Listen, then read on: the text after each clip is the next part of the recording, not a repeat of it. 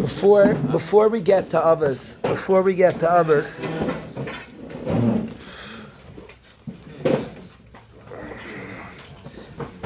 this beautiful world Hashem made is full of opportunities. You come before a Pesach, it's an opportunity. A Seder is an opportunity. It's an opportunity. A Shabbos. Every Shabbos is an opportunity. And the world is full of opportunities. Full of beautiful opportunities, beautiful moments. Beautiful world, mamish, full of beautiful possibilities of great experiences. What could happen is after beautiful things, after a Pesach, after a Shabbos, after an encounter, after some experience, could be a sense of that which was missed, that which was lost, that which I didn't have. And the very important energy in the world that Hashem put in the world, a massively important energy, is everything's all in front of you. There's an energy, a person's alive, then there's all eternity in front of a person. The energy of Pesach Sheni, there's certainly beforehand there are opportunities. The energy of today, of Pesach Sheni, is it's all still in front of you. You didn't lose, you didn't miss. If you're holding after Pesach, so it's true, beforehand there's an attitude of an ivus, she'en yachal liskain, of something to chaparain, but there's an attitude and an energy in the world. It's all in front of me. I'm alive, then it's in front of me, all eternity. I'm here today, then everything's here, everything's in front of me today. That's like a beautiful energy of Pesach Sheni. Here you have a mitzvah. Carbon Pesach is the most important asay. Two assays Hashem marks as the most important assays in the Torah. Bris Milah and Carbon Pesach are the only two assays that the Einish is karis, clearly marked by Hashem to be the most important assays. And these two positive commandments that are separated from every other assay in the Torah, Hashem saying they're more important, and a person's hope is holding, they missed it. It's after. Hashem says, no, Pesach Sheni. There's yet an opportunity. And the energy, the chiyus, the aura of this mitzvah of Carbon Pesach, of Pesach Sheni, of the day we're in, is it's all still in front. You didn't miss, you didn't lose, it didn't pass, it's in front. You're yet alive, there's opportunity. That's the beautiful aura that we all need to tap in. It's always interesting that Pesach Sheni is always very, very close, obviously, to Lag BaOmer that's coming up in a few days.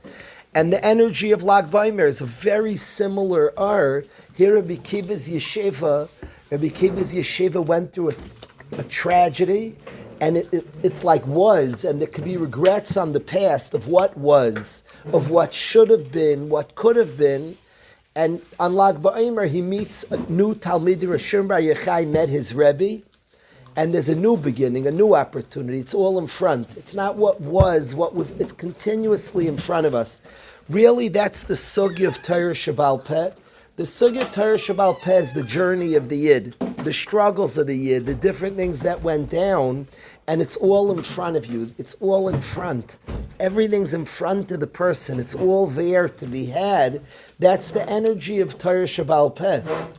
If a person's going to be defeated from the journey, or be what should have been, what could have been, the opportunity that was, you're missing out. Torah Sheba'al Peh is the understanding we go through a lot. And their ups and their downs and their struggles, and it's all in front. We can yet still. We take what we had and we engage in right now. That's the Levitic Sugya of Torah Sheba'al Peh. The continuous journey. And Rabbi Kiva, who teaches the new Talmud, who's not busy what should have been, what could have been, but takes what was to engage what is, and the opportunities are still in front of us.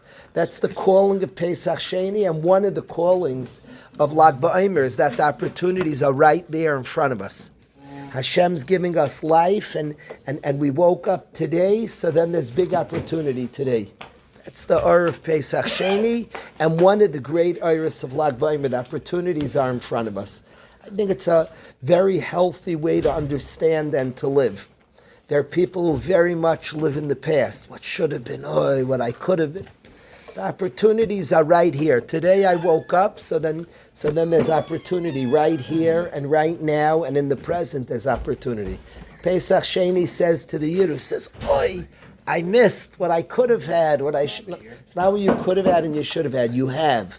Now chaparai, now grab it. You have right now, presently, grab it. You have. That's Pesach Sheni. That's what Kibbutz teaches. There were things, what should have been, I have right now, and he finds Talmidim and he teaches. So I wanted to share that light with the Chevra, and we should all be zoich in our lives to see the opportunity that is right now. Not to be somebody stuck in the past of what should have been, but in the present of what is right now, of what could be right now. I'm sorry? Isn't Pesach Sheni the opposite? You're looking back like Lama Nigar. And but the answer is the sense of I lost, and Hashem said, no, it's here now. The taina was we missed, it passed, and the answer is Pesach Sheni. It's a message of always, there's something right now, here right now, you have. You didn't lose, but you have. It's a very important in all of our lives that we have right now. We have right now. To a Yid, he missed it, he mamish missed it. Mamish missed it. You're out. He's done. No, you have. You're very much in, and you very much have. It's a true attitude. It's a true light. That light needs to shine in all areas because so many people live with the frustration of what could have been, what should have been. The old jaded person, the hard and jaded who comes to the youngster and says, "Don't blow your opportunities. Look at me." I always feel that's a very stale message. The father says, "Don't blow what you have. Look at me. You're a young man. You can have right now." It's not an emistic way of living. It's certainly not a Pesach Sheni way of living. Right now, why plug in right now? Oh, what I should have, what I could have. That's not how a Yid lives. A Yid is in the present. The Yid's young, is eternally young, in the present, seeing the opportunities of now, seeing the possibilities right now of what he has. If he's so upset about yesterday, so that fuels now. So then he has everything in the world right now. Wow. If you're so frustrated about missing the first Karban Pesach, so that itself creates a Pesach Sheni. So then there's opportunity. You're alive today, there's opportunity. That's what Pesach Sheni says to me. I can't speak of this. That seems to be the calling of Pesach Sheni. That you're breathing now. If you're even frustrated about yesterday's lack, so then you for sure have now. If you're like all frustrated what you missed, then your mamish didn't miss anything. If you're upset at what you missed, your mamish didn't miss. If you're not upset what you missed, that's okay. So good, you didn't miss. If you're upset what you missed, you've to do. It's here. It's here now. It's available now.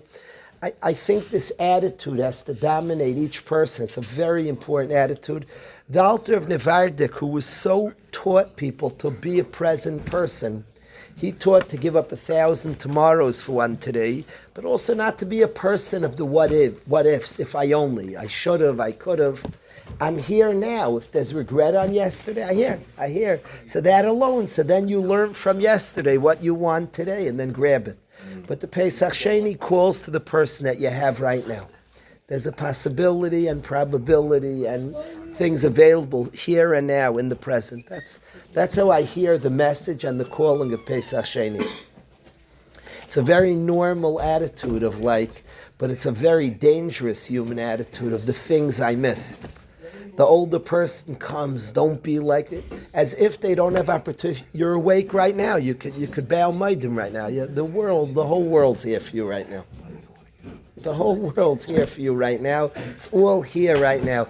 And if you regret what you didn't do, I'm not saying not to be mischaret. There's something called charata, but then for sure it's all here now. For sure it's all. If you could regret, so then it's here. That's an energy and an and a koyach of Pesach Sheni that we could all tap into, that which is present, that which is not lost, that which because I regret, so then I can have and I do have. That's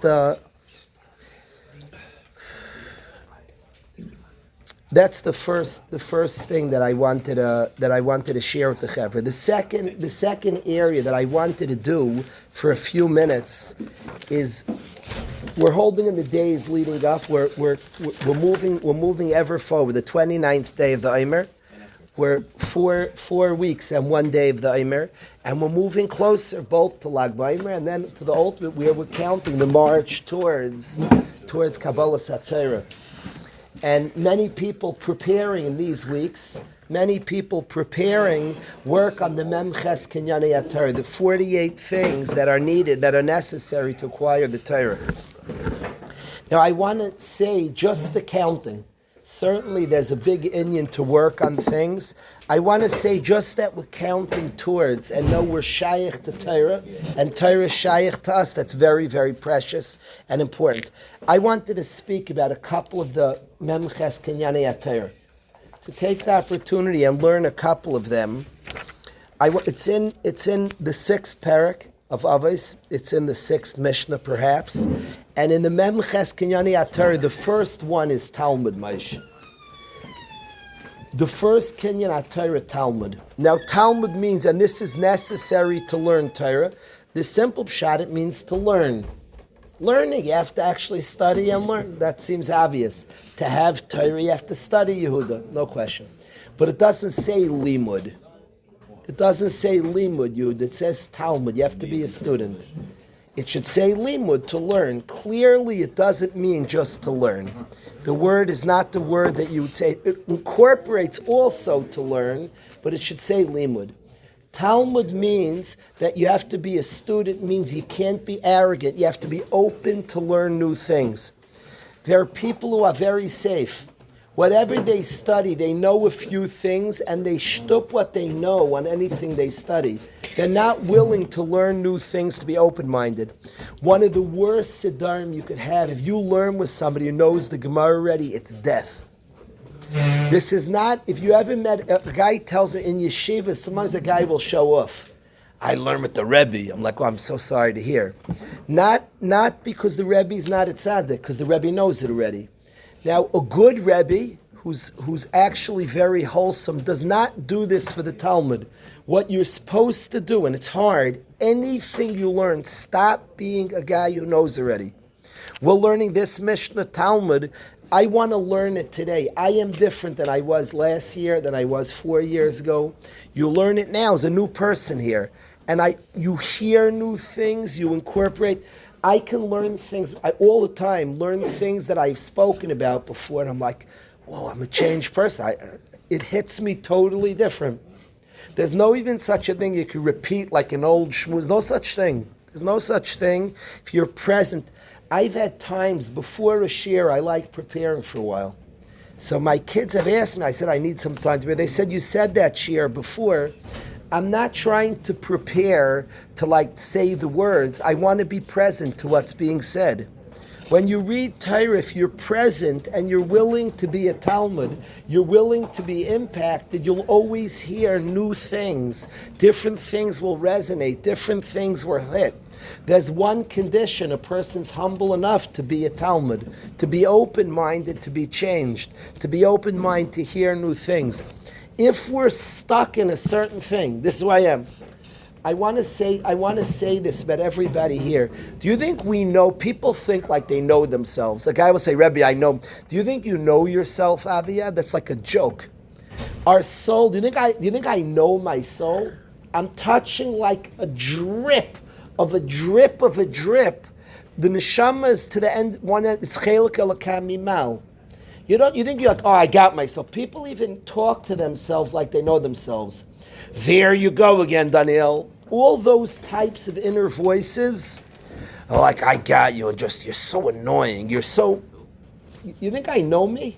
I have endless things I'm trying to tap into and grow into.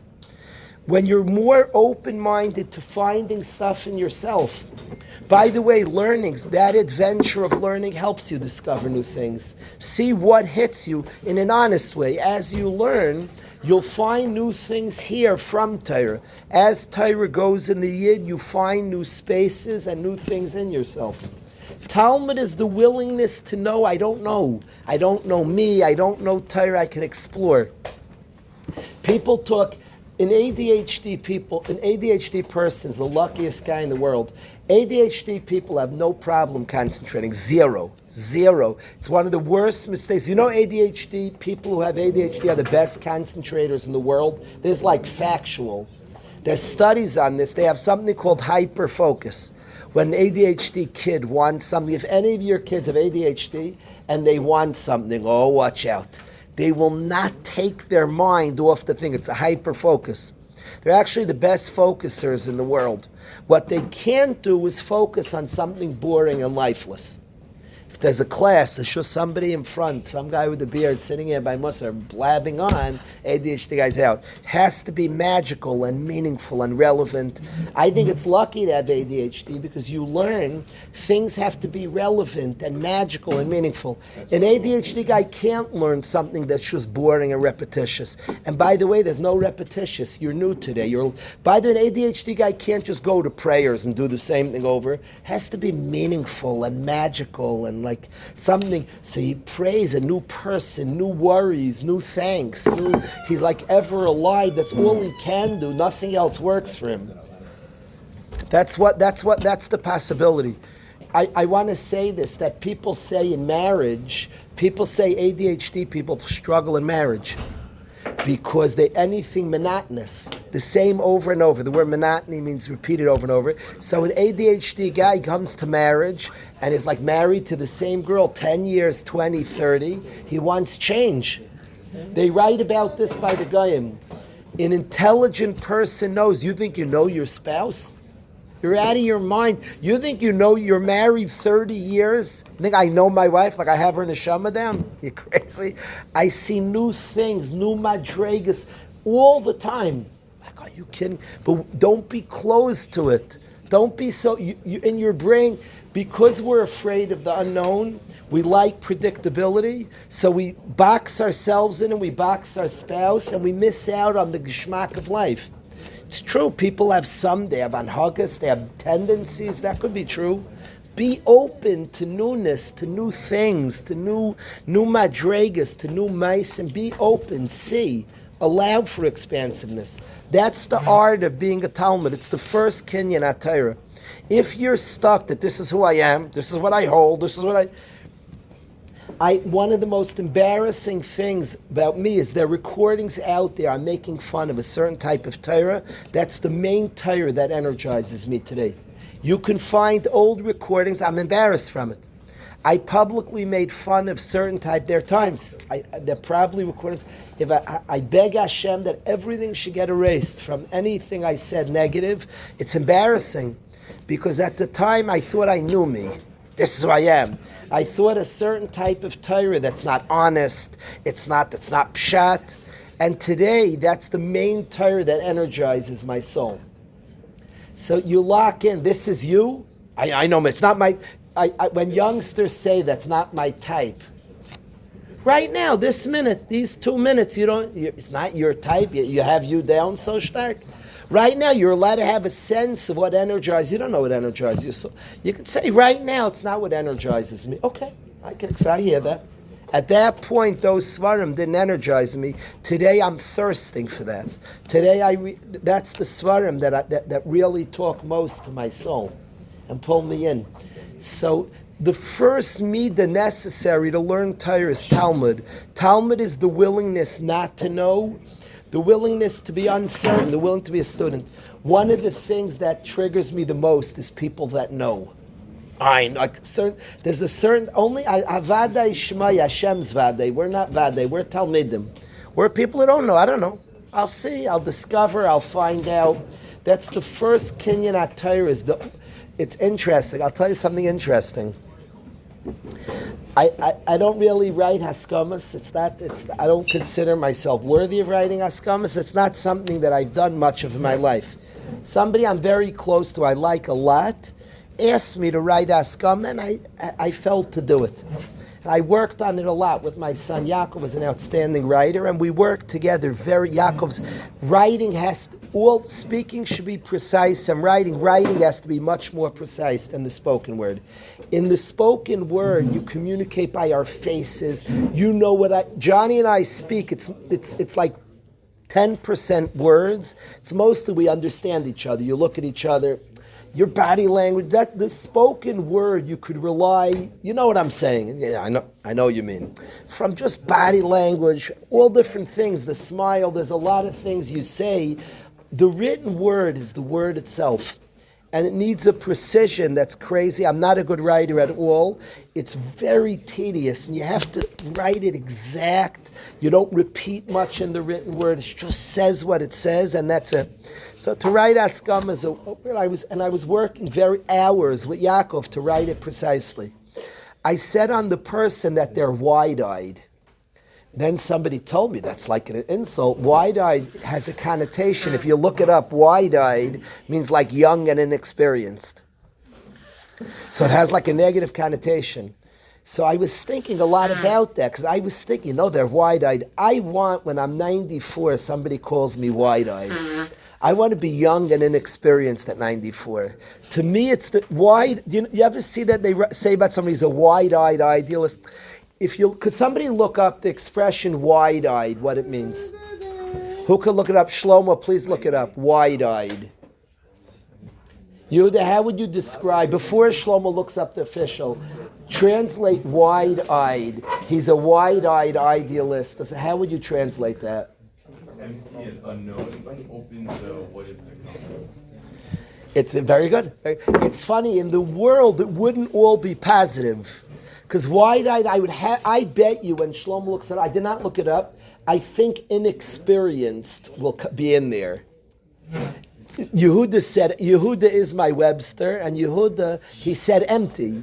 He said empty, what you said other good words. It's interesting, you nailed it, because you said the positive. I know what Rabbi's going for. I'm giving Rabbi's definition. What would you have said? Wide-eyed.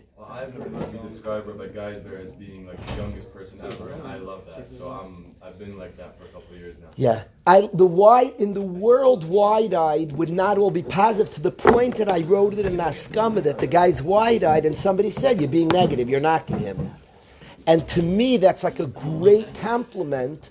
He's inexperienced, means he's fresh, he's excited, he's willing to oh my God, you're serious, wide-eyed. Shlomo, what does it translate, wide-eyed? Listen to this. Avi, listen to wide-eyed. It says, having or marked by unsophisticated or uncritical acceptance or admiration. Oh my. Wow. Unsophisticated. It's interesting. You see, they put a negative connotation. They write wide-eyed like an unsophisticated, Innocent also. innocent. It's interesting, JJ. Avi, would you consider, what would you be if somebody called you a wide-eyed idealist? I'd probably Google it when I'm at It's interesting. Arya, you see the negative or positive? What's the negative? Because they're saying wide-eyed like inexperienced. What do you call it? He called unsophisticated. The negative side. It's more like open-minded, no? You know you have tunnel vision. Same thing. If you're wide-eyed, What's wrong with being open-minded? Right. something you don't know, it's like taking more. Yeah. Negative side is, you have wide eyes. No, you're supposed to. I love, to me, wide-eyed, like Johnny just said, wide-eyed is like you don't see so much, like you're looking around. There's a component of wide-eyed that's so beautiful, the willingness not to know, the willingness to be excited, to find out, to hear new things. So in a way, wide-eyed is in the world, in the Goyish world, it's not the biggest compliment. To me, it's a tremendous compliment. It's Talmud. I consider it, Yehuda, the first Kenyan Atar wide-eyed. That the sense, I don't know, I want to find out what's cool out there, I want to know new, I want to hear new and I want to be dazzled. I don't know. I like hearing things. That's to me is the first Kenyan Atar called Talmud. I think there's such a deep truth to that when you learn everything. Avos is something every Yid enjoys Avos, and we learn it in Klal Yisrael every year. I never learned this before. I'm looking at it this year. I never learned this before. I never saw Avos before. Why not? Because it's like there's different things hitting in different ways it's hitting. So that to me, the wide-eyed thing's a tremendous compliment. I want to say I didn't take it out. Somebody said, take it out. I said, that's not the way. I'm going to leave it in. But I understand what you're saying. And somebody looks up the dictionary of wide-eyed is going to hear unsophisticated. That's not what I was trying to say. You have to explain it in the context. Right, I didn't do that much Pirish. What would you say, Rabbi? Is that a negative word? I'd be wide-eyed. How did you hear the word? Yeah. I think it's impossible, Rabbi, he's misinterpreting unsophisticated to be a negative thing. Here is like a certain, without any, like easy, not like a difficult person. I would give a fig. I would give a fig. Yeah. Connects. You don't remember that statement? I wouldn't give a fig. I wouldn't give a fig for simplicity on this side of complexity, but I'd give my life for simplicity on the other side of complexity. Yeah. So you're saying the wide-eyed is simplicity on the other side of complexity. The fig guy, the fig monster. The best bracha I heard. I wouldn't give an American thinker said, I wouldn't give a fig for simplicity on this side of complexity, but I'd give my life for simplicity on the other side of complexity. He meant there's two types of simple. There's a simple just too stupid to know, and there's a simple that's on one side of that I wouldn't give a fig for that. The simple on the other side of complexity is he gets all the things. It's a choice of simplicity. As The he's guy didn't like figs, it looks like. It's something with figs. He didn't like giving figs away. The best bracha I heard giving a bar mitzvah is that most people say you're a man today. If I give you a bracha, you should say you're a That's good. That's this. That's very good. That's very good. Instead of saying you're a man to this, yeah. A Talmud Chacham doesn't know, right? Yeah. The second Kinyan at Torah is Shmias Ha'ezen, is learning to listen with the ears. That's a very funny thing to say, because how else do you listen? Could you listen with, when I hear Shmias Ha'ezen, I think of a story that happened to me. I think of a story. Yehuda, what Shmias Ha'ezen, listening with the ears? Is there another tool to listen with? Isn't that the only way we could listen? Is say Shmiya. It says Shmias Ha'ezen, an ear listener. It's interesting because I was walking, a cousin of mine is blind, and we were going on a walk on Shabbos together, and a kid came up to him and asked him, what do you see out of your eyes? I was like, the kids are so cool. Little kids and old people could be honest. Everybody in the middle can't be. But over 80, you just get blunt, and little kids are blunt. So it's like everybody in the middle, we all struggle to honesty. But the little kid walks up to him and says, what do you see out of your eyes? They said something interesting, Elia. What do you think he answered? First, I was like shaking from the question the kid asked him. But you know what he answered? He said, people think we see black. I don't know how he knows what black is. He said, I don't see black. He took the kid's hand. He said, give me your hand, youngster. He said, what do you see out of this? Kid says, there's no sight. He said, that's what I see. I think a lot of people are going to wake up tonight. Ah! That's what he said. He said, I don't see dark. He took the kid's back of the hand, and he said, what you see out of the back of your hand, that's what I see. I have no sight. What do you say to that, Rabbi? Last time it was elbow. He said back of the hand. I remember he touched the back of the kid's hand. He said, I remember him touched the back of the hand. Touched the back. He said, what you see in the back of your hand, that's what I see. Is that like eerie? So, Yehudi, would you say, I would have thought black. Then people will tell him he just doesn't know that's what. But he says he has no sight, not he sees dark. So when it says Shmiya Ha'ezen, I think like what's the other Shmiya? Like Shmiya Ella from where? The only Shmiya that exists is from the Eisen. What is ear listening? So Pashtus, what it means to be an ear listener, there are people that are mouth listeners, that only listen in order to say their piece. You know, says you go to a chast and your friend tells you a word and you say one back.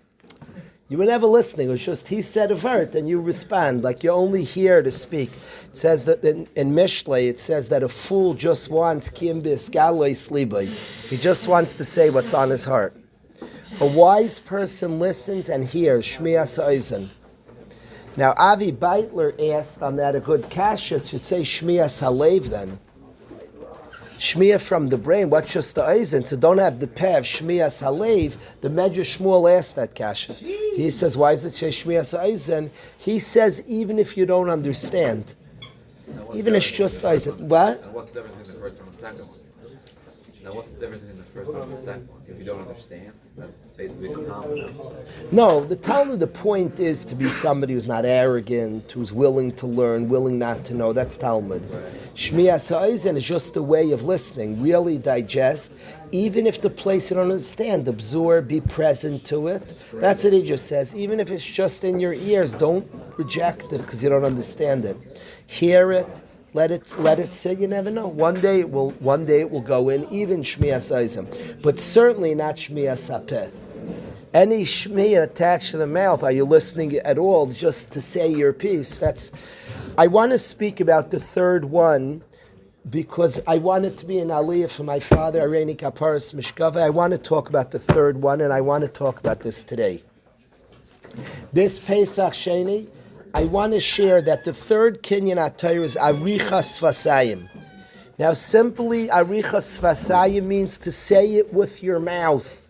Now, I want to say this, whenever you learn, speak it out. Speak it out. Don't just learn. When you're learning even yourself, it's a huge thing. Chayim heim l'moitzieyem, says the Gemara, l'moitzieyem befiv. Gives life to people who express Torah, say Torah. Don't just, when you're learning yourself, even say it out loud. Their famous recording, somebody put a tape listening to Rabbi Yashiv learn, he would speak things out.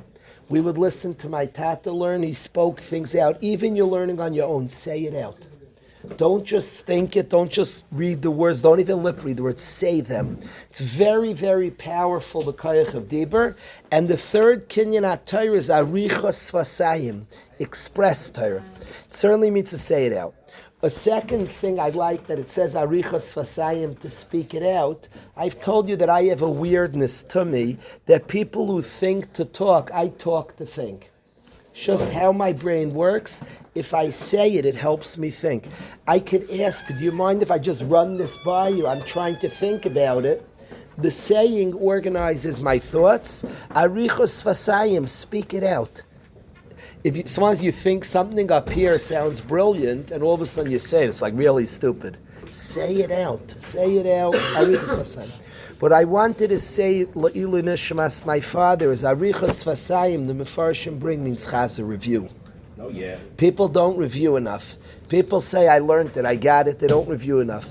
This was my father's campaign, one of the great campaigns in my father's life, that he pushed people, Chazer review. Review a lot. He held stark till you review, you don't know something. Now, reviewing does not mean just read it a second time. That's not a Talmud. My father's reviewing. My father knew Beya and learned it well over 100 times in his life, way, way more than 100 times. And he told me and my siblings that he found new chidushim each time. New things would hit him, he'd see new things. It doesn't mean to mindlessly read again, learn it again. People don't chazer enough. This was like a pet thing of my father. He always told us, the children, don't care, look at how fast, slow you're learning, review. Whatever you learn, say it again, learn it again.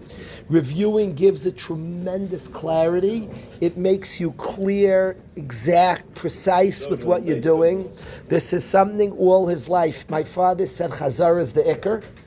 He always would say Chazar is the Iker. Chazar is the most important. My wife was in a science class in Eretz Yisrael.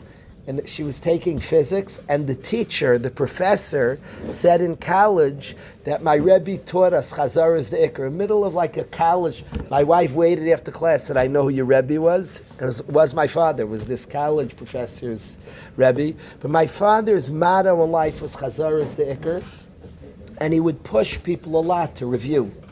And the third Kinyan HaTorah is Arichas Vasayim, learning to review things. Again, really for everybody, the Stipler would say on a sugya that till you saw it 4 times, you didn't see it. It can't be stated enough the importance of reviewing.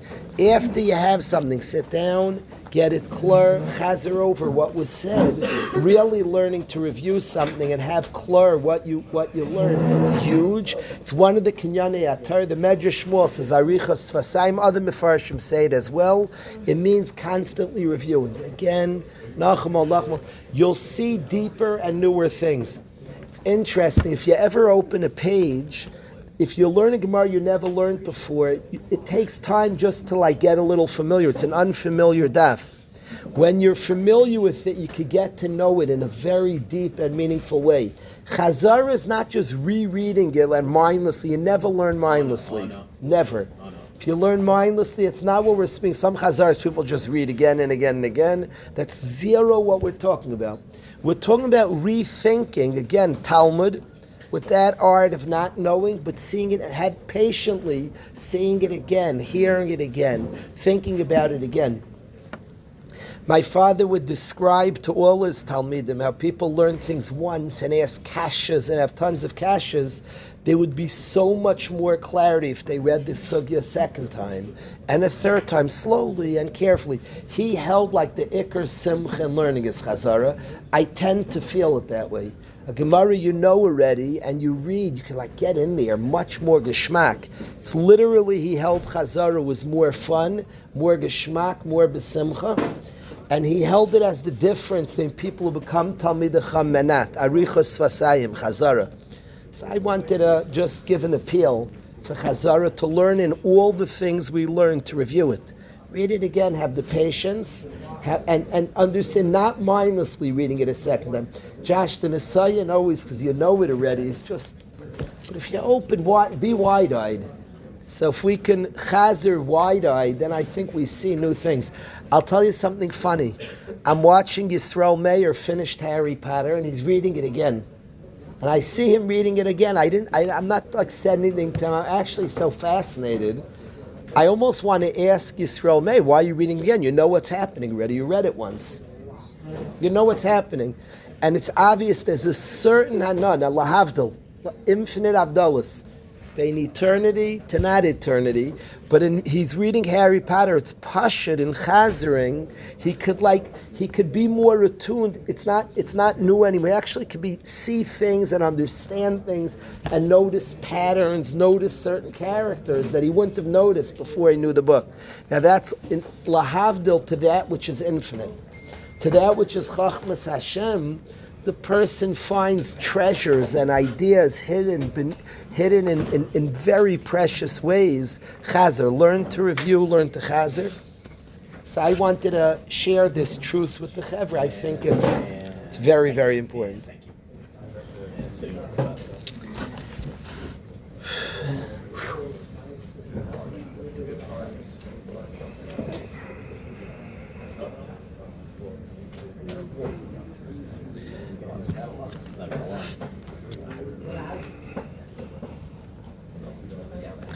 I wanna tell you, I spoke about this on Shabbos. I had a very cool thing happen to me this past week that I want to share as one of the kinyanei atayra.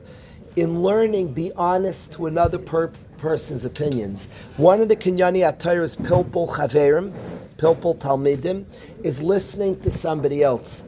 You sometimes watch two people screaming in a beis medrash and neither one's hearing the other one. I love a good machlokes, and I love when people are opinionated and it's healthy and robust, but learn to be open-minded and hear another person. I got a call a week ago from a Lubavitch chassid, and he asked me, could I mail you a sefer? He said, I wrote a sefer.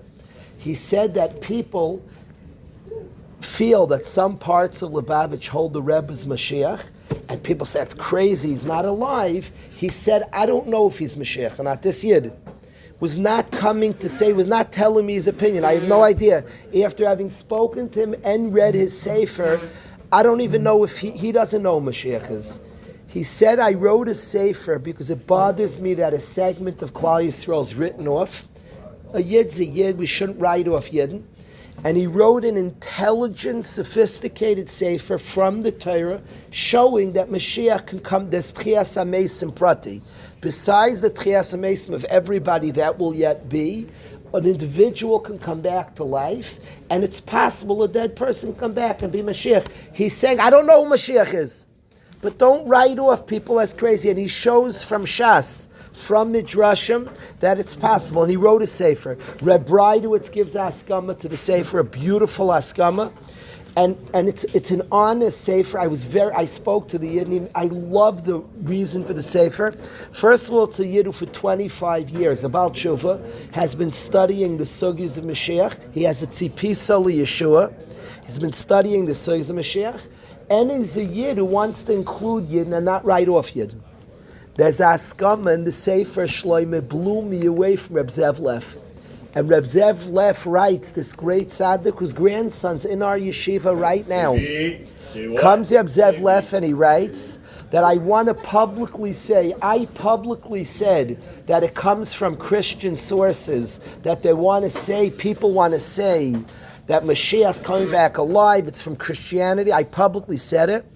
After reading this sefer, I have learned this sefer and I want to stand corrected. He's talking to the rabbi. I want to ask Mechila. And he has valid sources. He said, I don't know Mashiach, as Reb Zev Leff said, but I want to correct. I was nishtaimim.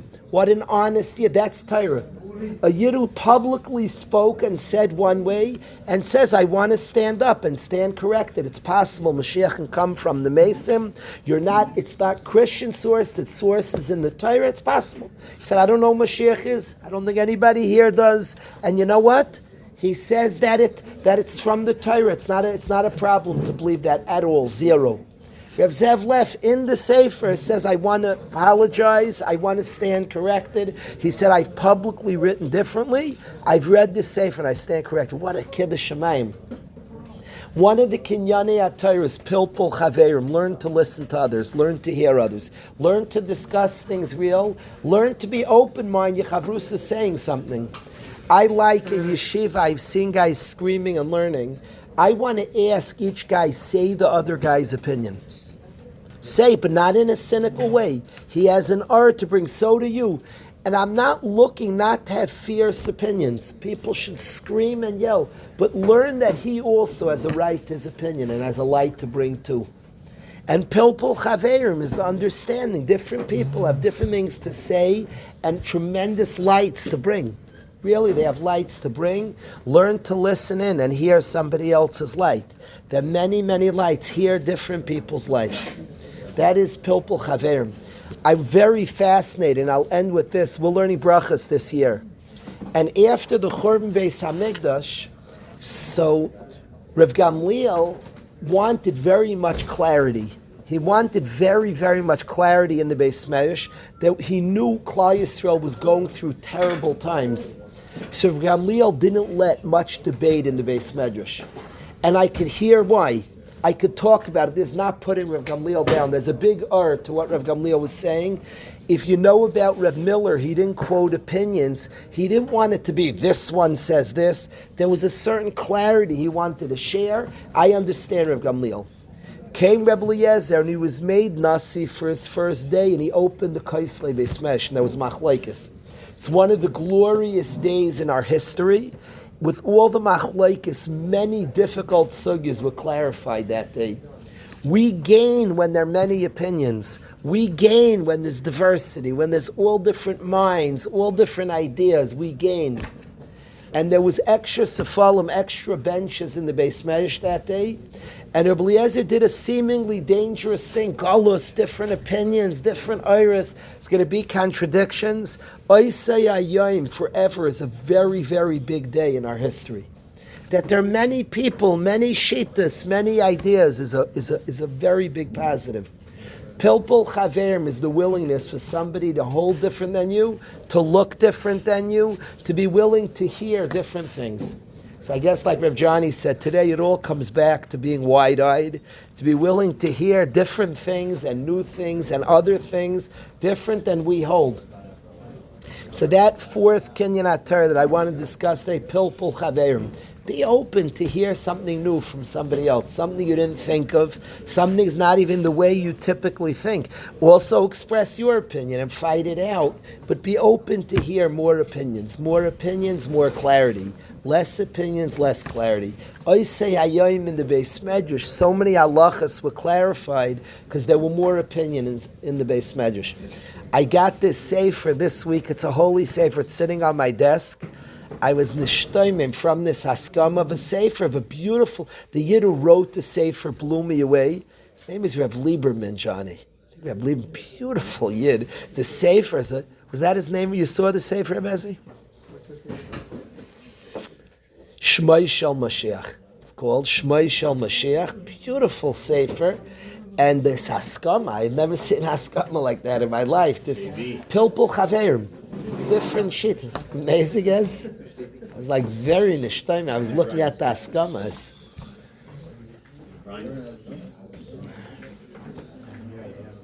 Yehuda, I want to show you this, Yehuda. Yehuda Brian is Zayda, is the one I'm talking about. Let's see Yehuda. Yehuda, I'm thankful you're here, Yehuda. Thank you for being here, Yehuda. JB's